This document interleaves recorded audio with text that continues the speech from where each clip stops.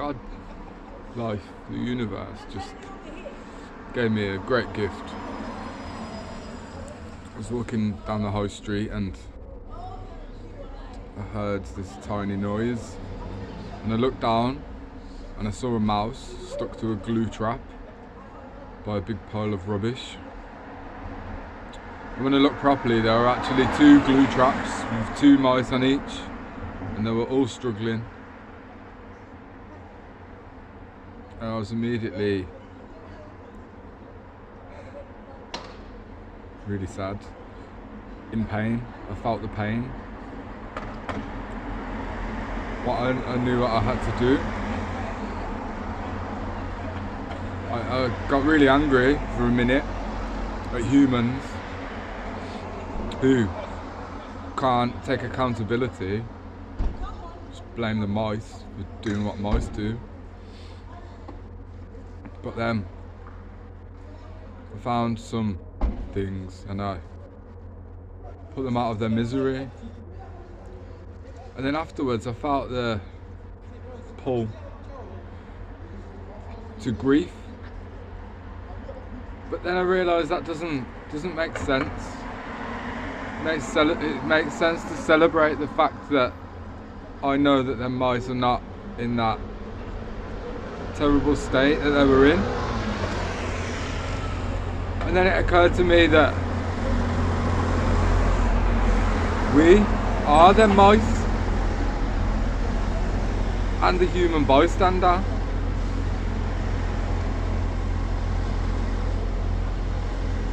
And we think that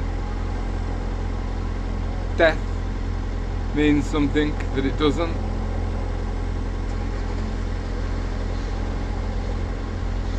And then it occurred to me that God maybe puts people out of their misery at just the right time, when they've learnt enough.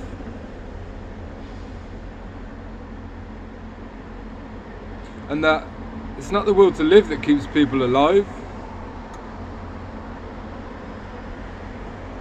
It's the will to not die. And that's not the same thing.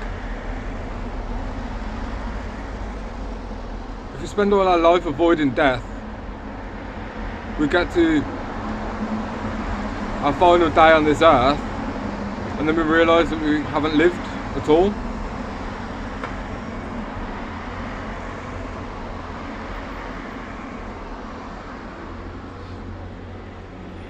Death is to be welcomed. Sweet release. Let's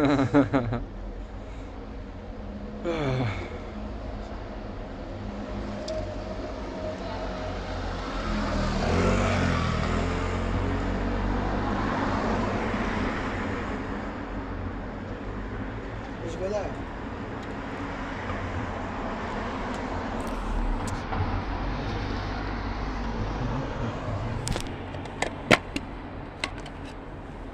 Keep it, bro. Yeah, I've got another one.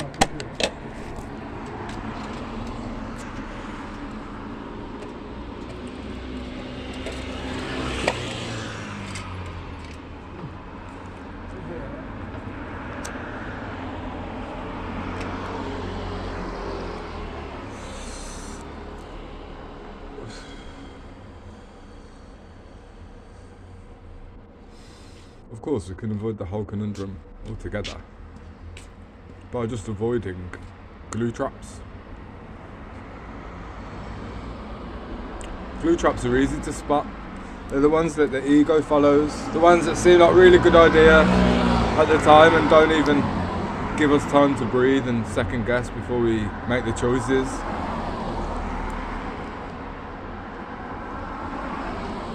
There are many pitfalls in this life, but not if we follow our heart.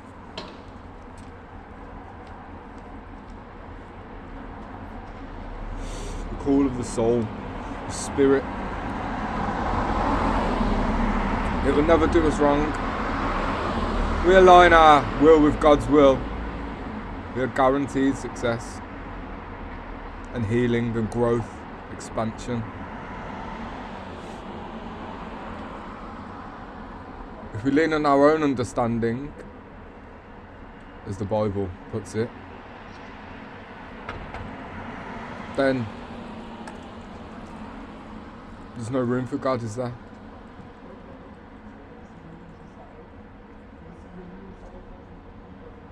Because we become God without the knowledge of what it means to handle the power and responsibility of being a God.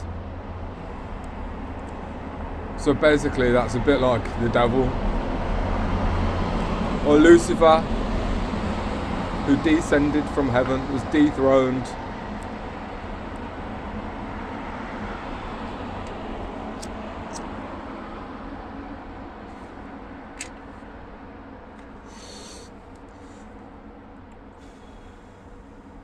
Lucifer is the light bearer.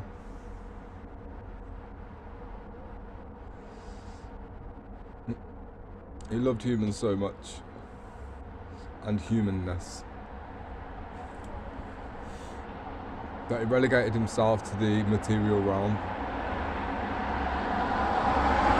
From heaven.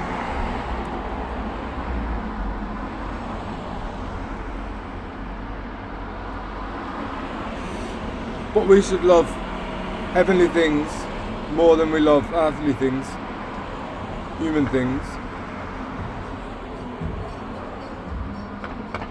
What do you think it means on earth as it is in heaven? It means bringing heaven down to earth, and we can only do that by commanding it, summoning it, earning it, magnetizing it, vibrationally aligning with it.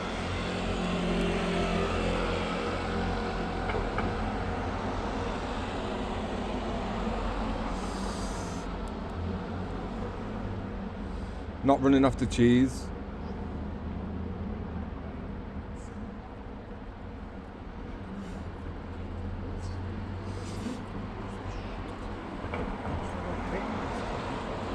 I watched a DVD of Tom and Jerry the other day, and it's something to do with escaping to Mars or some nonsense. But I realised often we as humans are so busy trying to feel vindicated as being Jerry that we end up inadvertently being Tom. And the thing is, Jerry loves it as well, because he could easily just move, but he loves the drama of it. He loves to feel victimised. And if that bulldog Butch was any sort of a friend, he would tell Jerry to just do one and stay out of the drama. But he loves a bit of triangulation, does our Butch.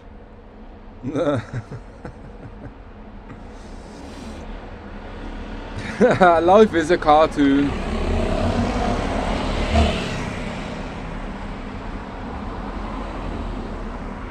We're the animators.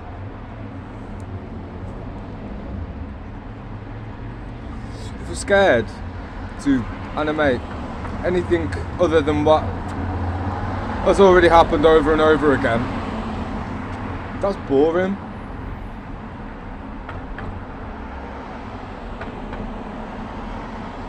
It's a waste of a publishment.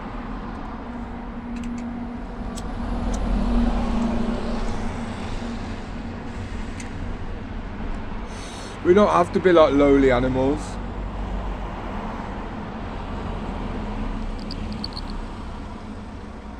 We can be lions.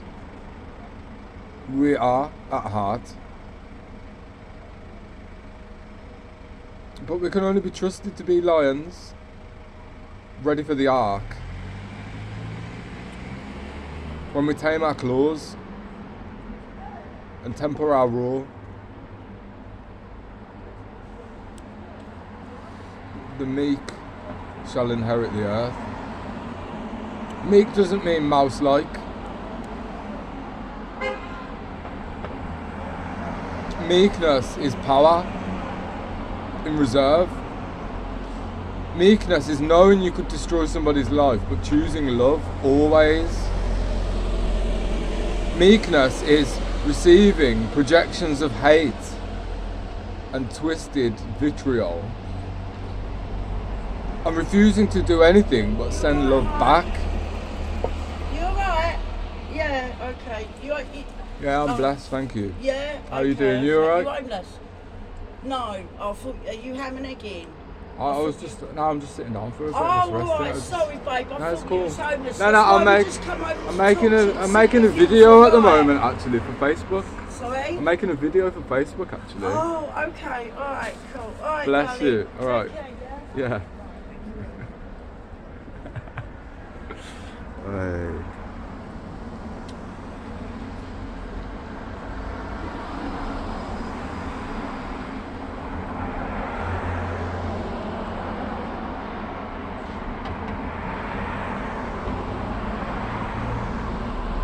If we choose to think that we are just small, scurrying creatures, then it doesn't diminish the beast inside. The shadow of it becomes bigger, and then it takes on a life of its own. And then the only solace we can find is seeing monsters everywhere, which is just a reflection of our inner turmoil.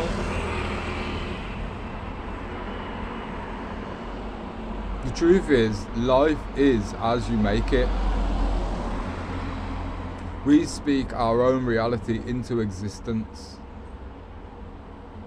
Yeah, there's a loose canvas based on a common understanding between all of us as humans of what we know to be correct. Abracadabra means I create as I speak.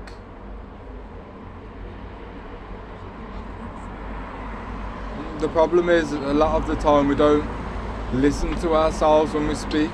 We don't know what we say, because it's just things that people say. But there's power and energy behind every word. Spelling. It is. We've got many inadvertent witches running around this, probably not even running, just sitting down, casting spells left, right and centre.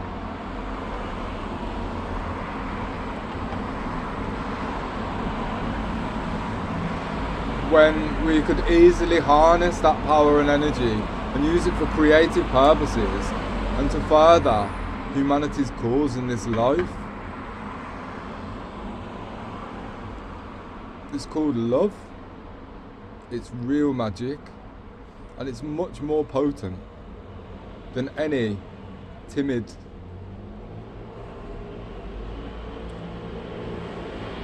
wild dragon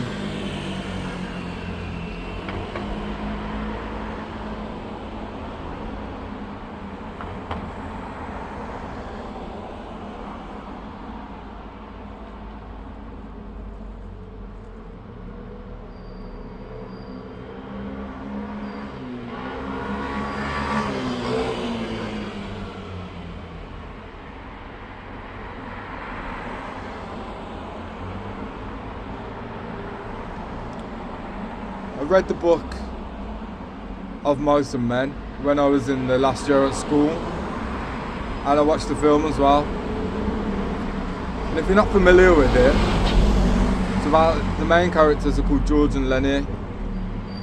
And Lenny is in his late 30s or something, and he's mentally retarded, or whatever phrase you want to use. He's got cognitive impairment, and he doesn't know his own strength.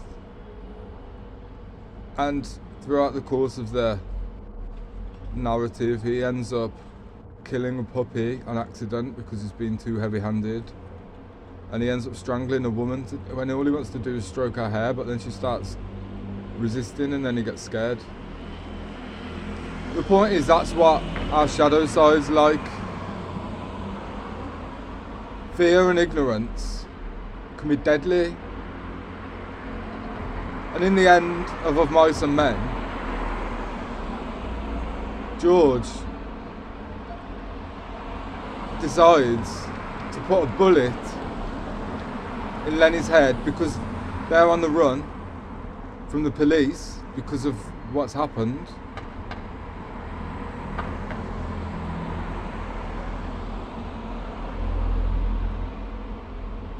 That's love. Stop feeding life into something which needs to be dead. That's actually love.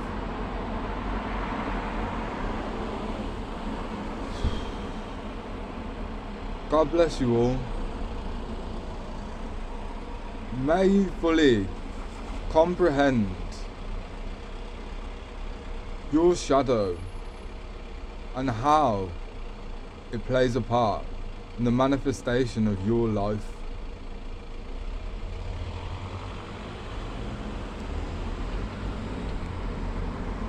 No, doesn't want to stop recording yet. We're not done.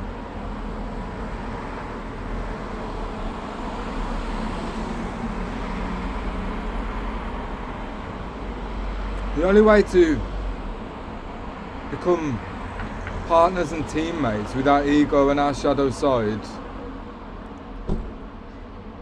is to be able to fully accept it, to look exactly at what it is.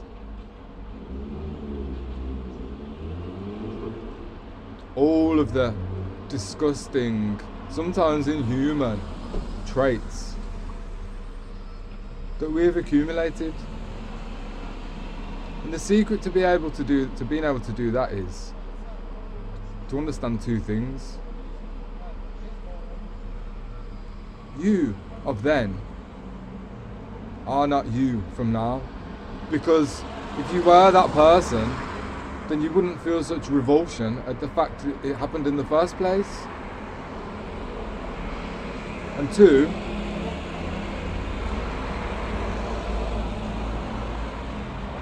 nobody is to blame for anything, because otherwise there's no end to the chain.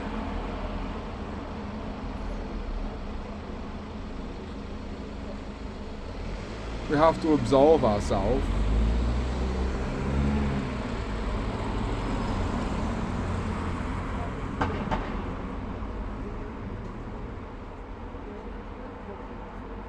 We have to find the light within the deepest darkness. That's a cave that many people fear to tread because they don't know what's there, or more importantly, they do know what's there, and they've tried so hard to forget it. But it's still there because it went in, so it's got to come out. Or, well, nothing grows in a cave. It's an echo.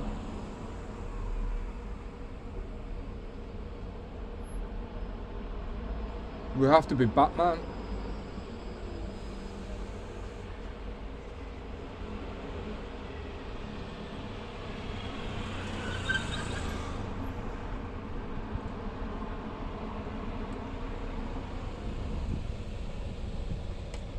Care what you think of you,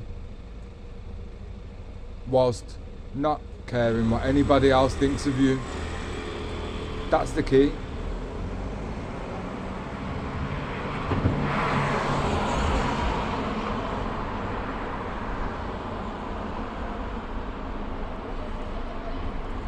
See yourself through the eyes of the person who meant most to you in this life, or means most to you.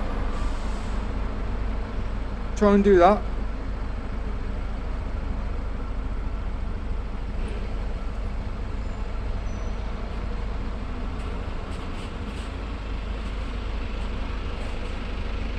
And try and see the world through the eyes of that child that still lives within you. Not the scary parts.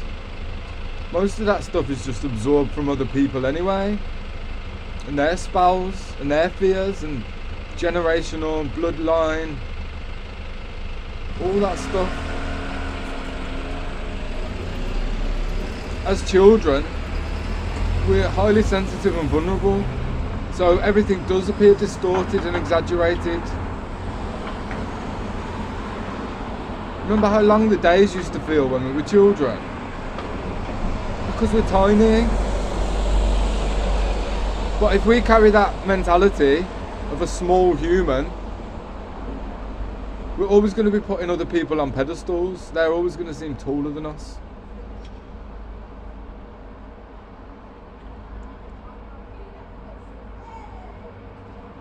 Until we can feel into the fact that we are all equal.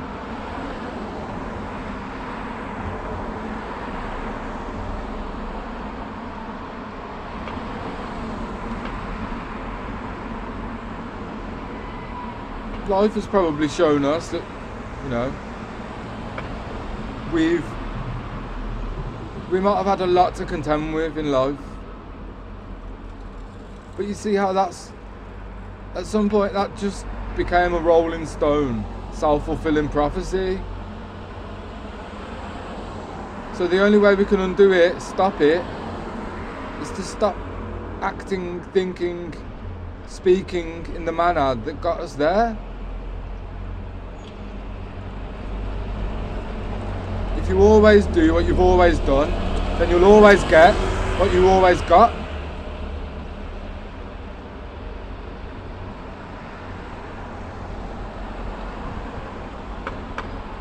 No more mouse traps.